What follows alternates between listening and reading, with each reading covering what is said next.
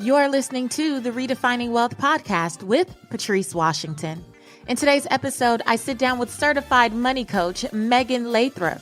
She says that if you want to improve your finances and your life, it is definitely going to require more listening.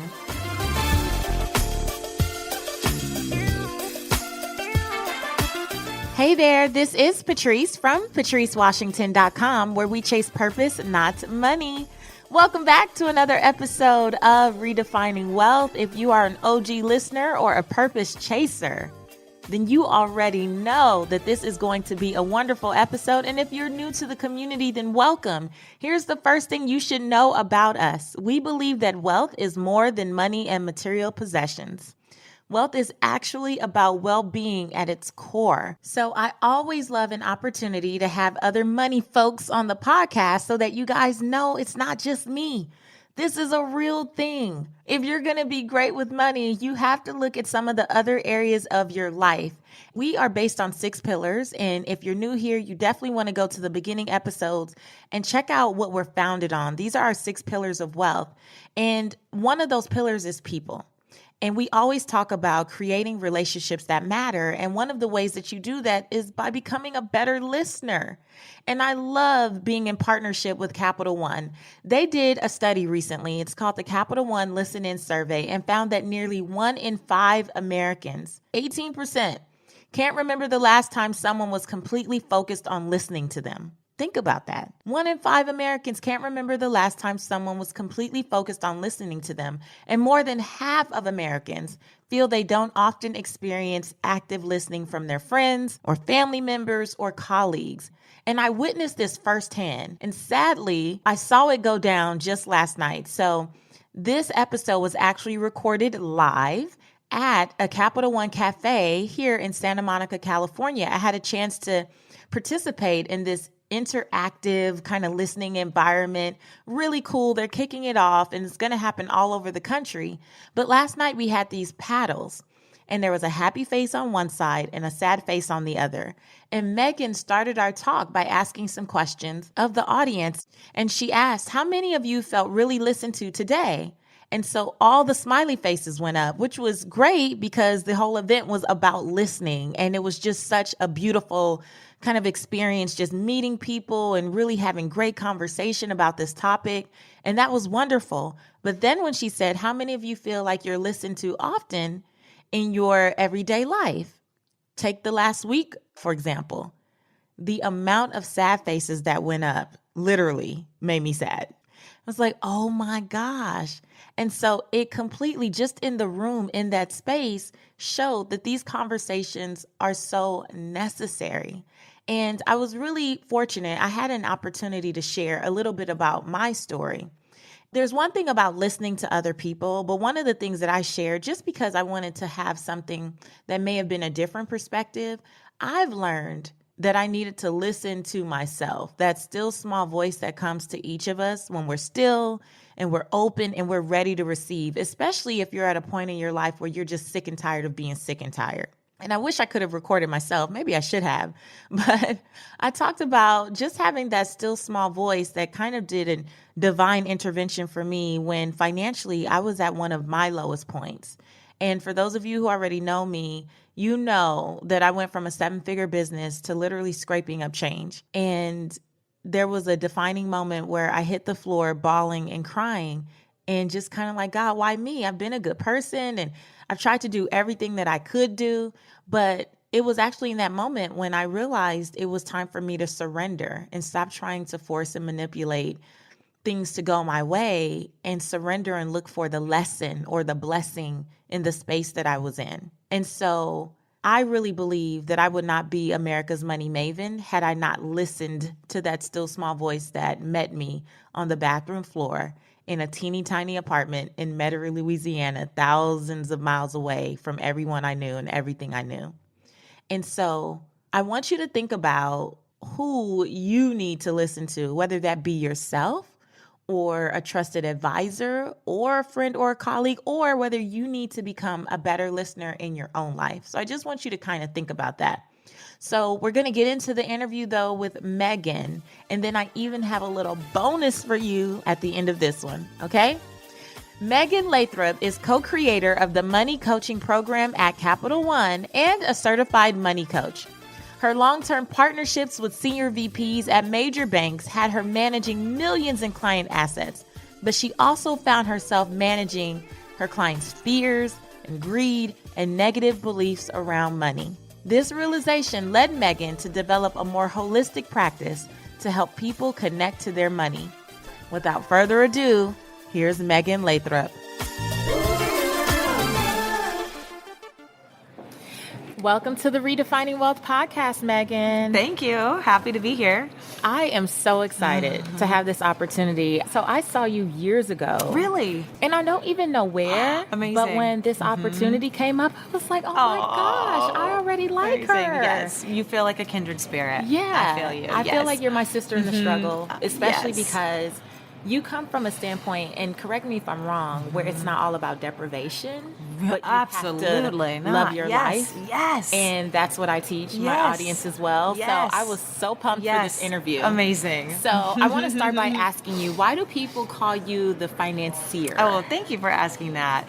So, I named myself the financier a handful of years ago because I felt like someone called me that and it stuck. And it's financier, SEER, which is about really realizing that if we are empowered to create the future of how we want to relate, our future around money. So basically like a seer sees the future. Yeah. So it's like, look at your beliefs, look at your emotions now to have the relationship with money you want going forward. And I want everyone to be the financier of their own life. Like when we look within our own operating system, that's really how we can create the relationship to money that we want to have. So It's not an outside job. no, it's an inside thing. So Do you agree that a lot of people are looking for something outside of themselves to fix their finances? yes, absolutely. That's definitely like the industry does that, right? We're bombarded with buy this stock, these top 10 tips. Like, have you put money in your IRA yet? Like, the front of all the magazines are like giving you all these suggestions. The money coaching sessions at Capital One that we offer are really this chance to pause and look within and sit with a money coach and have they listen to you on a deep level and really help you listen to yourself. And all this is inner stuff. What's happening within? What are your values? So we really want to give people a chance to pause and tune into their inner workings so that they can create the life that they want in the world. Yeah, that's why I connected with Capital One and the money coaches so much. When I realized that they were doing Yes. that type of work, Yes. and you had a big part in that and co-creating the Yes. curriculum, is that right? So with the Capital One Listen-In survey, now the big thing is that people really feel like they are not being They're not, listened to, yes. not just in their lives, Right. professionally or personally, but even from their bank. Yes. So Right. why was it so important for you to be a part of all of this? Definitely. Well, so we've always held listening as something really important in what we wanted to offer through money coaching and through the experience in the cafes. But we did a bunch of research and just found that it really is true. Like, this is a huge gap. People are not feeling heard. Like the statistics you mentioned, 1 in 5 people do not feel like they're being heard by their friends, their colleagues, anyone. So we just felt like, let's bring this to the forefront and really listen. We want to listen to you. We want to help you listen to yourself. And we want to help people listen to the universe, listen to what's around them and guiding them. And this is really part of the empowerment journey of helping people move from feeling more insecure around their relationship to money to feeling confident. And that's by really learning how to trust yourself and listen and discern what guidance you want to take in and what guidance isn't right for you. There's so much. You said we were kindred spirits, and I love it. Because when I was asked the question, who do you listen to? You know, my first thought was, are they asking about my financial advisor or coaches that I've had? And when I really got down to the nitty gritty of it, I was like, I've learned to listen to myself. Yes, that makes me really happy to hear. I've learned to listen to that still small voice that is always there trying to guide. It is. I have the chills. Yeah. Exactly. And that was the biggest turnaround for me in my life, in my career, was learning to listen to myself and that still small voice that says, Patrice, go this way. Yes. And paying Right. attention to the cues and the signs. And when I started doing that, I promise you, Megan, I feel like everything started to fall into place. Yes, you came into alignment with your path. Exactly. And that's actually one of the tools that we have to give you like an example of what maybe a money coaching session would be like. We have a tool called Plan Your Journey. And you literally get to stop and pause and listen and tune in to what are the next steps that are right for you. Because we don't live in a time anymore where there's this template approach to life. I mean, maybe there never really has been, but we're more aware than ever that everyone has their own unique journey. So we get to really take the time to plot out your journey and mark those different milestones that are unique to you. Yeah. Because you get to define what you want your life to look like, what success looks like to you, what financial success looks to you, what is wealth. And I can already tell you have a very holistic view of it being about a wealthy life, an abundant lifestyle. And our finances are a big part of that, but it's just one aspect that affects all the other areas. Absolutely. I think it's the byproduct. I really believe that the more work I do in the other areas of my life, I show up as my best self, and therefore I'm attracting more opportunities. Yes, And being more wise because I'm fulfilled, so I'm not looking for money to fill that void. Right. Exactly. In different areas. Exactly. So what are some of the distractions that keep us from both seeing and or listening to the advice that could change our lives forever? Well, one of the main distractions is, I think, what I briefly mentioned a few minutes ago, is just how the financial industry is currently designed, where we're inundated with information, advice, suggestion, directions, tax codes. I mean, it's just so much information. So that can really distract us from making the next right step for ourselves. And then also, what else distracts us is, I think many times, I'll just admit personally, I avoid listening to myself. So what distracts me could be music, very harmless things. But I'll listen to music and put headphones on. Everyday things. Rather than listen to myself. Social media, like just anything in life, they're all neutral things. But if I use them in a way where I'm distracting myself from listening, then I'm not going to hear the next right step for me to make in my personal life and my financial life. So we're surrounded by distractions. So I think so often the goal is really to learn how to tune out what for ourselves is more that static noise that's not serving us. Yeah. So we can be more available and present to what guidance, wisdom, insights want to come in that are relevant for us. Yeah. Oh my gosh, Megan. Okay, I love you. And I know I don't have time because you're getting ready to lead this whole event and I'm super excited. So what we do at Redefining Wealth is ask rapid wisdom questions. Ooh. Tell me the first thing that comes to mind, okay? How do you define success? Well, it's self-defined. It's feeling abundant in each moment. I love that. How do you define wealth in 3 words or less? Access to what I need. Access to what I need. I'm going to let you slide. Access to It's resources. Okay. Access to there you go. This girl knows her stuff. Okay. What's one book that has redefined how you see wealth? It's Money Magic by Deborah Price, and it goes into the archetypes of money, and it has a money type quiz in it, and it's just helped me see the archetypal ways we all engage with money. Love it. It's amazing. We will definitely link to that, you guys. And fill in the blank. My name is, and to me, the truth about wealth is. My name is Megan Lathrop, and to me, the truth about wealth is we all are wealthy. We all are wealthy. It's that simple. Yeah. Thank you so much, You're Megan. welcome. Thank you.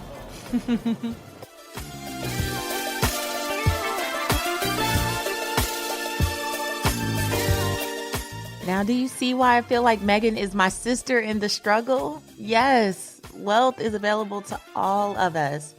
I enjoyed listening to Megan and getting to know more about her. And at the event, as a bonus, thanks to my purpose chasers who hooked me up with an amazing mobile mic system, I was able to really enjoy the event, but also get another interview with the performer of the night, who you may know as singer, songwriter, and American Idol winner, Phillip Phillips. Yes, he performed live. He shared a lot about his story, and I even had an opportunity to chat with him very briefly. But let me tell you what I loved about Phillip. And if you're trying to think, who is Phillip? Do I know that name? You know the songs, because his songs are on tons of commercials, and you hum them just like I do, probably 30, 40 minutes after they've gone off. So definitely check him out. But the thing that I love most about Phillip is that he didn't pick up a guitar until he was 14 or 15 years old. And that means that unlike some artists where they're like, oh, I knew I was born to do this, and I knew when I was just a baby that this is who I was going to become. What he had to do was overcome the outside voices and listen to himself so that he could chase after his dream when some people didn't think it could happen for him. And one of the things he said from the stage was that you have to be willing to go after things with all your heart and chase whatever your dreams are so that you can live with no regrets. Another thing he said that just really stands out to me, I have to share this to you. He says, every time I step on the stage, I treat it like it's the last time. Doesn't that just do something to you? I was thinking about that for myself. Well, as a speaker, every time I step on the stage, do I think of it like this is the last time and I have to give it all I got? I know I put a lot of effort into it, and I'm always practicing and rehearsing and just making sure that I do what I came to do, which is hopefully heal people and help people and restore hope. But when's the last time you approached your job or your career or any opportunity you've had like this is possibly the last time that I may be able to step into this space and do this?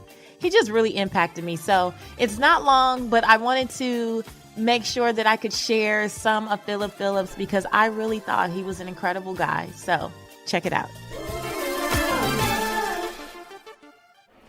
Okay, I have to tell you, I am super excited I'm have excited. this chance to talk to you. I hum your songs. Oh, yeah. Okay. Well, the commercials. Yeah, right? I know. It's everywhere. It's almost annoying. Is it annoying to you? Sometimes I'll be like watching TV, then I'll hear a song. I'll turn the channel, then there's another one of my songs. I'm like, all right, I don't like hearing myself that much. I talk to myself in my head too much. So thank you for liking it. I appreciate it. Well, I enjoy it, and I know millions of us do. So my first question for you, Phillip, though, is what does listening mean to you? For me, it means it's more than just waiting your turn to speak, hearing what somebody has to say. It's like you're actually taking in what that person is saying and whatever they're trying to say towards you or somebody, you're kind of taking a piece of that and making it work in your life somehow. It's more than just sitting there with your hand on your hand. It's like, all right, wait, actually listen to people. I feel like this day and time, not many people actually listen to one another. It's more like who can get the last word in, and I feel like if we can let someone else finish first, then kind of wait your turn. And you never know what you might get from somebody, just a kind word or a story that they might tell that might help you through something. Absolutely. So would you say that you're a better listener in your personal life or professional life? I would say professional life. Yeah, my wife, she always gets on to me sometimes because I zone out a lot, and then she said, did you put up the dishes in the dishwasher? Your wife doesn't say that to you. Oh, yeah. And I was like, I didn't do it. And she's like, you have to do it. I told you earlier. I said, I didn't hear it. So I'm working on that. So I think I'm a better professional listener for music. But I love her to death. I love her so much, and I do listen to her as much as I can. But it's kind of funny how she actually one time, she thought something was wrong with my hearing. And I had a checkup at my doctor up in New York. And they were just checking my throat out. She said, can we get his hearing done too? And I looked down and I was like, are you, what? And I was like, yeah, we can do it real quick. I'm like, oh, crap. She said, yeah, he said he can't hear me sometimes. And I went in there and did the whole test and everything. Like, yeah, he's got perfect hearing. I'm like, dang it. You wish you could have planted a seed to have Yeah, exactly. So, getting better at it. Well, I've been married for almost 11 years, okay. And I think that I need to have my husband take the same test. Yeah. I might have just messed you up there. Sorry, brother. So, my last question for you. I've seen different interviews of you, and I know that you are a small town guy. Yeah. From, is it Leesburg? Yeah, there you go. Yeah. I actually lived in Atlanta for 7 years. Okay, it's only 3 hours south of Atlanta, so yeah. And I own property in Macon, too. Oh, yeah, that's only an hour and a half away. So I'm getting closer. Yeah, there we go. That's awesome. I was about to say, if you're going to go, I said, then I have somebody that lives in Albany, Georgia. I'm like, that's where I live. Oh, my gosh. Not that far yet. But with you being this small town guy and winning American Idol, playing in sold out arenas, I'm sure, all over the world, how do you now define success? Success for me is just being with my family, doing something I love, really just being with my wife and being able to see my family, and also doing something that I love to do and play music. And that's so critical for people, especially young people graduating or coming up out of high school or even younger. Like, whatever it is that you see yourself doing, go after it. You only get one life, and you can't live wondering what if. I think it's so important to go out for what you want and then be around the people you love and who encourage you and who listen to you, what you have to say, and listen to your dreams and all that stuff. Success for me is being with my family and doing this. So, yeah. That's awesome. And I love you said listening. Yeah, definitely, for sure. Yeah. Thank you so much, Thank you. Phillip.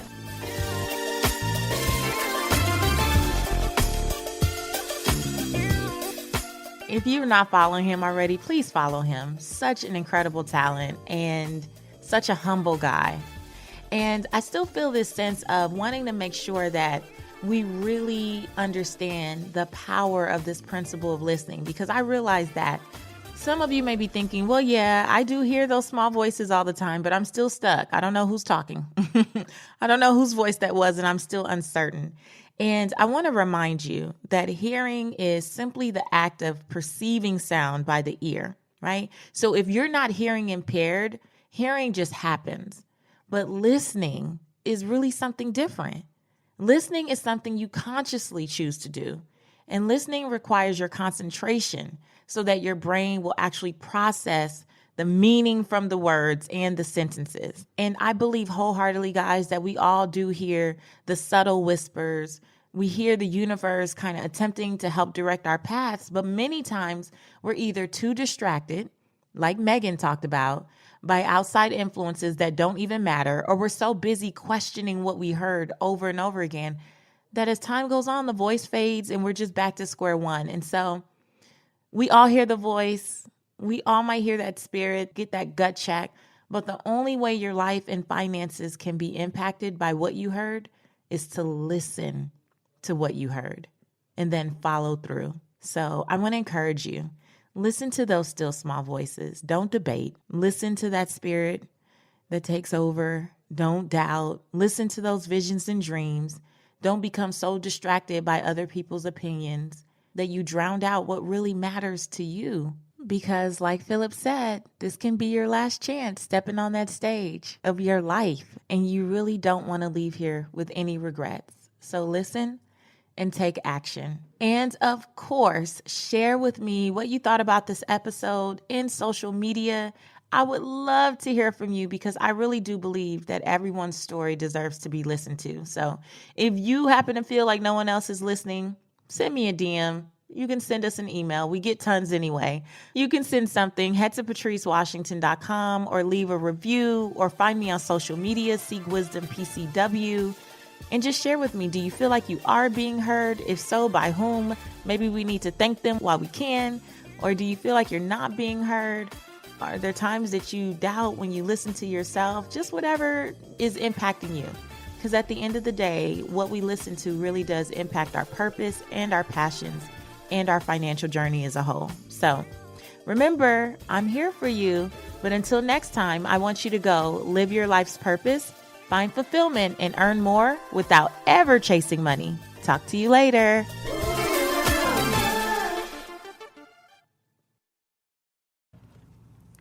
Inspired by this episode? Then you'll enjoy a community that strives to actually redefine wealth in real life.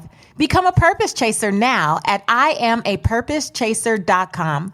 You'll connect with me and other listeners from around the globe as we all become more and more intentional about embracing the best version of ourselves and practically embodying the redefining wealth pillars daily. As a thank you for coming over and making your support of the podcast official, you'll also get some pretty cool rewards like product giveaways, live Q&As with me, and so much more. Learn all about it at IamAPurposeChaser.com.